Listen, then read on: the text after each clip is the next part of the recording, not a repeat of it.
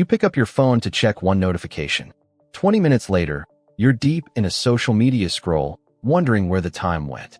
You sit down to work on that important project, but your mind keeps drifting to a dozen different things. You read the same paragraph 3 times and still can't remember what it said. Sound familiar? Here's what nobody tells you. This isn't laziness, and it's not a character flaw. Your brain is actually doing exactly what it's been trained to do, and once you understand the hidden mechanism behind this, you can reverse it completely. What I'm about to share will change how you think about focus forever. Before we dive deep into this, if you're serious about upgrading your brain and taking control of your attention, hit that subscribe button and turn on notifications. Drop a like on this video because this information could genuinely transform how you work and live. Let's get into it. The focus crisis we're experiencing isn't just in your head. Studies show that the average attention span has dropped dramatically over the past 2 decades. But here's where it gets interesting. Your inability to focus isn't actually the problem. It's a symptom. The real issue lies in something neuroscientists call your brain's reward prediction error system, and it's being hijacked every single day without you realizing it. Think about the last time you tried to concentrate on something difficult. Maybe it was studying for an exam, working on a complex task, or even having a deep conversation. Within minutes, you probably felt an urge to check your phone, grab a snack, or do literally anything else. That urge isn't random. Your brain has been conditioned to seek immediate gratification, and it's become so efficient at this that sustained focus now feels almost painful. Here's what's actually happening inside your brain. Every time you complete an action and receive a reward, your brain releases dopamine. This neurotransmitter doesn't just make you feel good. It's also responsible for motivation, learning, and attention. The problem is that dopamine doesn't just respond to rewards themselves. It responds to the anticipation of rewards, and more importantly, to unpredictable rewards. This is why slot machines are so addictive and why social media is designed exactly like a slot machine. You never know what you'll get when you pull down to refresh, and that uncertainty keeps your brain hooked. When you check your phone and see notifications, likes, messages, or interesting content, your brain gets a small dopamine hit. When you don't find anything, it gets a prediction error signal that makes you want to check again soon. Either way, your brain learns that checking your phone equals potential reward. Over time, this creates a powerful habit loop that fires automatically, often without conscious awareness. The neuroscientist Andrew Huberman describes this as your brain's dopamine baseline being constantly elevated by these quick hits, which makes slower, more meaningful activities feel unrewarding by comparison. Now let's talk about what this does to your actual ability to focus. Your brain has 2 primary attention systems. The first is called the task-positive network, which activates when you're focused on external goals and tasks. The second is the default mode network, which activates during rest and mind wandering. In a healthy brain, these systems balance each other. But when you're constantly seeking stimulation and switching between tasks, you're essentially keeping both networks partially active all the time. It's like trying to drive with one foot on the gas and the other on the brake. You're burning energy without making real progress, and over time, your brain becomes worse at fully engaging either system. The term for this constant switching is called context switching, and research shows it can reduce your productivity by up to 40%. But here's what makes it even worse. The cognitive cost isn't just about the time lost in switching. Every time you shift your attention, your brain needs to reload the context of the new task. Information from the previous task lingers in your working memory, creating interference. This is why you can feel mentally exhausted even when you haven't actually completed much work. Your brain has been working overtime just managing the switching itself. There's another hidden factor that makes focusing harder than ever before: decision fatigue. Your brain makes thousands of micro-decisions every day, and each one depletes your mental energy. When you're constantly exposed to choices through notifications, emails, messages, and endless content streams, you're burning through your decision-making capacity on trivial matters. By the time you sit down to do focused work, your brain is already running on empty. This is why successful people like Steve Jobs and Mark Zuckerberg famously wore the same outfit every day. They understood that eliminating unnecessary decisions preserves mental energy for what truly matters. Sleep deprivation amplifies all of these problems exponentially. When you don't get adequate sleep, your prefrontal cortex, the part of your brain responsible for executive function and self-control, becomes impaired. Studies using brain imaging show that sleep-deprived brains show patterns similar to those of people with attention deficit disorders. Even losing just 1 hour of sleep can significantly reduce your ability to focus the next day. And here's the kicker. Many people are chronically sleep-deprived because they're staying up late on their phones, creating a vicious cycle where poor focus leads to more phone use, which leads to worse sleep, which leads to even worse focus. Your environment plays a massive role too. Your brain is constantly scanning your surroundings for potential threats or rewards. When your workspace is cluttered or when your phone is visible even if it's face down, your brain allocates attention resources to monitoring these potential sources of distraction. Research from the University of Texas found that just having your smartphone in the same room, even if it's turned off, reduces available cognitive capacity. Your brain knows the phone is there and uses mental resources to resist checking it, resources that could otherwise be used for the task at hand. Stress and anxiety create another layer of difficulty. When you're stressed, your body releases cortisol, which in moderate amounts can actually enhance focus.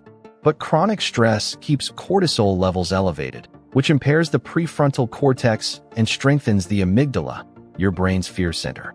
This means you become more reactive and less able to engage in deliberate, focused thought. Your brain essentially shifts into a survival mode, where it's constantly scanning for threats rather than engaging in deep work.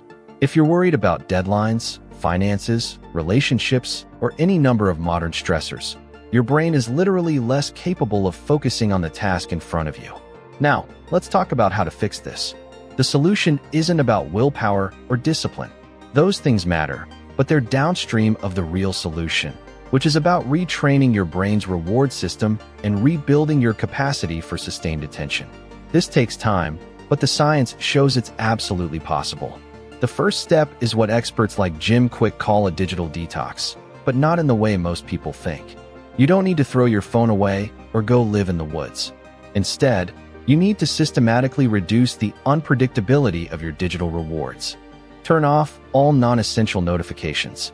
Every single one. When your phone buzzes or lights up randomly, it triggers that dopamine anticipation cycle. By eliminating these interruptions, you stop training your brain to expect constant stimulation. Set specific times to check email and social media rather than allowing yourself to check whenever the urge strikes. This might feel uncomfortable at first, and that discomfort is actually a good sign. It means you're breaking the habit loop. The second step is to rebuild your attention stamina through what's called monotasking. Choose one task and commit to working on it for a specific period without switching. Start small. If you can only focus for 5 minutes before your mind wanders, start there. Set a timer for 5 minutes and give that one task your complete attention. When the timer goes off, you can take a break or switch tasks. The key is that during those 5 minutes, you're training your brain to sustain attention. Over time, gradually increase the duration. This is like strength training for your focus. Just as you wouldn't expect to bench press 200 pounds on your first day at the gym, you can't expect to focus for hours if your brain hasn't been trained for it. Create what researchers call implementation intentions. These are specific plans that link a situation to an action.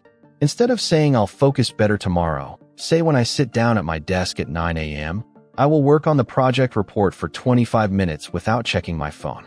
This kind of specific planning activates different neural pathways than vague intentions.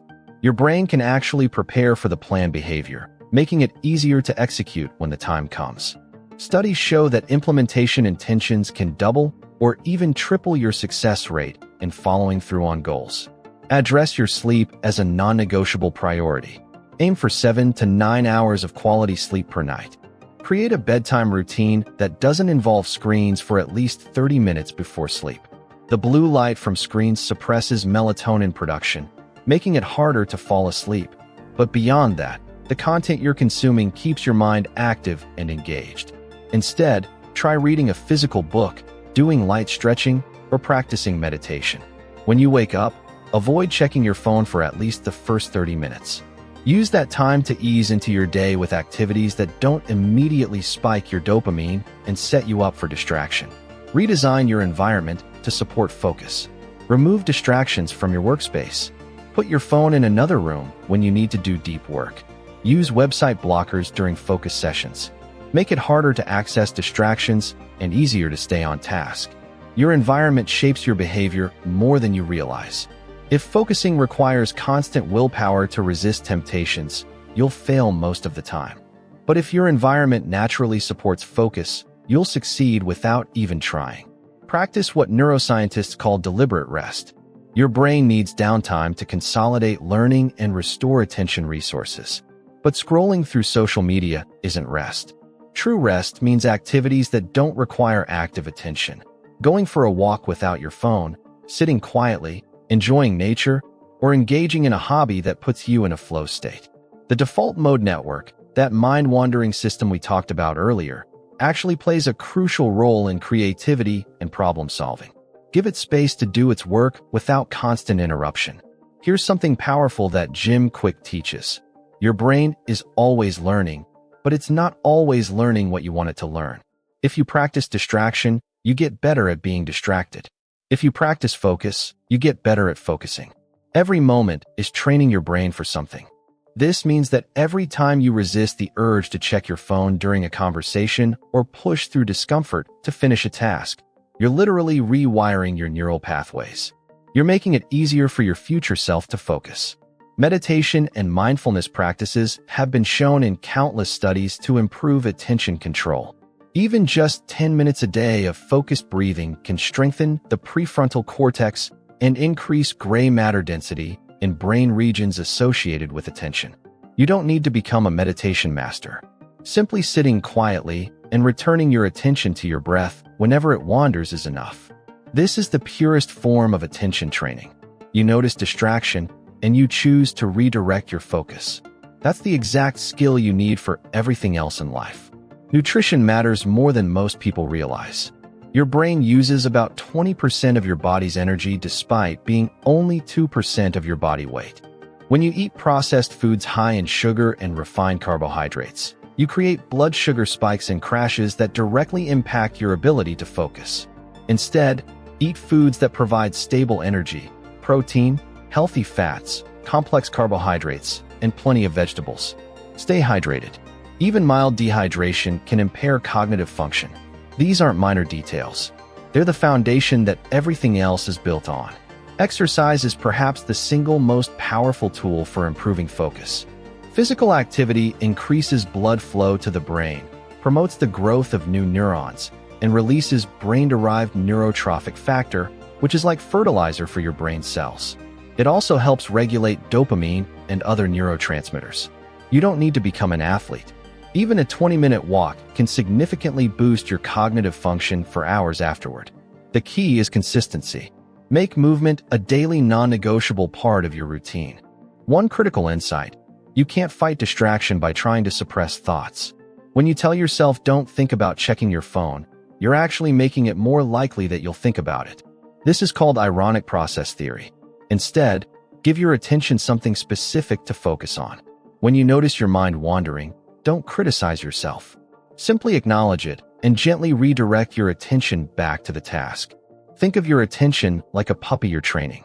You wouldn't yell at a puppy for getting distracted. You'd patiently guide it back. Treat your own mind with the same patience and compassion. Here's the moment where everything comes together. You now understand that your focus problems aren't a personal failing. They're the predictable result of how modern technology interacts with ancient brain systems that evolved in a completely different environment.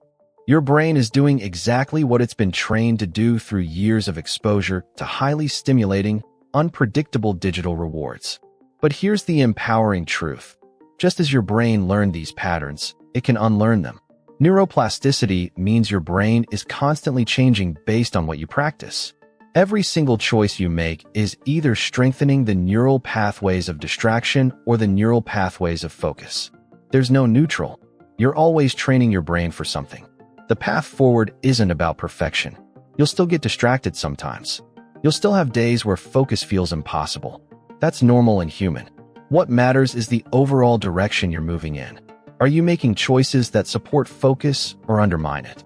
Are you designing your life to make attention easier or harder? These are the questions that will determine your trajectory.